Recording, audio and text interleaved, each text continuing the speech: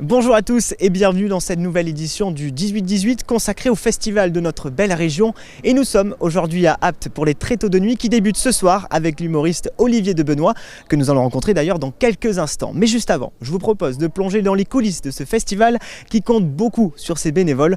On voit tout ça avec Arthur Soribas, Audrey Saintas et Philippe Laurençon.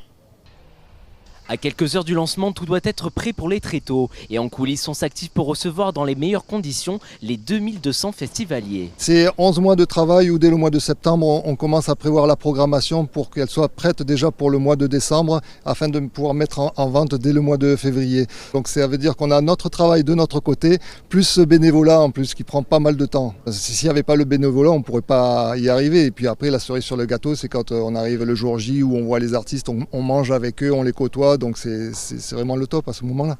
Et du côté des bénévoles, chacun sait ce qu'il doit faire. Nous, on s'occupe de la buvette avec mon ami Jean-Louis, Didier. Après, on fait un peu tout. On pose les rideaux, on met les chaises, on étiquette.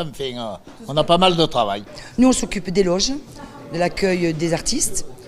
Ensuite, on est à la buvette. Donc, on reçoit beaucoup de monde. Et après, on met la main à la pâte partout parce qu'on fait les étiquettes. On fait tout. Je suis venu parce qu'un ami m'a demandé de venir l'aider une fois et ça m'a plu. L'ambiance était très bonne. L'objectif, c'est de faire plaisir aux Aptésiens et leur permettre de voir des spectacles. Grâce à ces bénévoles, les Tréteaux de nuit existent depuis 34 ans. Et si c'était ça le secret de réussite d'un festival ? Et vous le savez, le 18-18 vous plonge dans l'ambiance des Tréteaux d'Apt. Cela fait 34 ans que ça dure. Et pour cette nouvelle édition, il y aura notamment Marc Lavoine ou encore Jérémy Frérot. Mais est-ce que vous connaissez cette ville d'Apt ? Avec 11 000 habitants, nous sommes ici au cœur du Luberon. Petit tour en images avec Arthur Soribas. Apt s'anime du 17 au 20 juillet à l'occasion des Tréteaux de nuit. Mais le reste de l'année, c'est pour son patrimoine historique que la petite ville vauclusienne est régulièrement visitée par des touristes du monde entier. Nous sommes venus découvrir Apt, puisque personnellement c'est la première fois que je viens dans cette ville. Il y a visiblement de très belles choses à voir et en particulier aussi à imaginer, puisque là on est en train de s'imaginer la place où figurait l'amphithéâtre romain. On a pu bénéficier de nous arrêter quelques instants pour visiter et en même temps passer devant la cathédrale, donc ça a été un double charme. Cette cathédrale, principal site touristique de la ville, abrite les reliques de Sainte Anne, la sainte patronne d'Apt. La cathédrale que l'on voit aujourd'hui date du XIe siècle et a été sans cesse remaniée, retravaillée jusqu'au XIXe siècle. Et il y a un lien effectivement avec Anne d'Autriche, c'est que la ville d'Apt donc, est réputée conserver la plus grande partie du corps de Sainte Anne. Et donc elle finit par avoir une parcelle de ses reliques et on dit qu'elle estime que c'est grâce à ces reliques et à cette dévotion d'Anne d'Autriche à Sainte Anne que le roi Louis XIV est né quelques années plus tard, en 1638. Au-delà du patrimoine à Apt, c'est également le terroir qui est entretenu. On est en plein pays de la lavande et mon père, en 1975, a créé la glace à la lavande. Ça a été un des pionniers à la faire. Et moi, j'ai pris la suite. J'ai créé de nombreux produits aussi.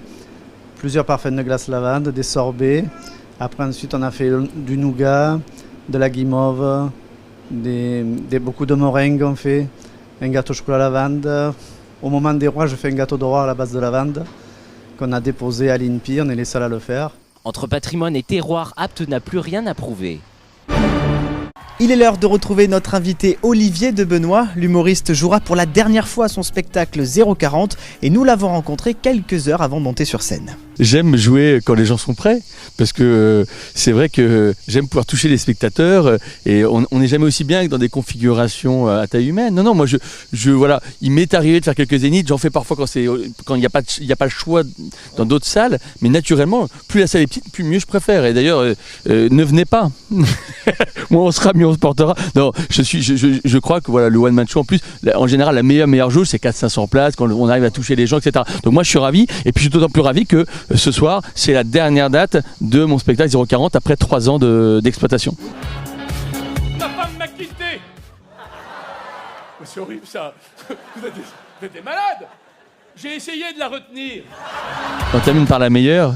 En tout cas, j'espère pouvoir être réinterviewé demain pour le dire et sans avoir à mentir. Non, c'est vrai que j'ai 0,40. J'avais fait 2 spectacles où je parlais plus de ma femme, des femmes, etc. Où on me connaissait un peu sur ce registre.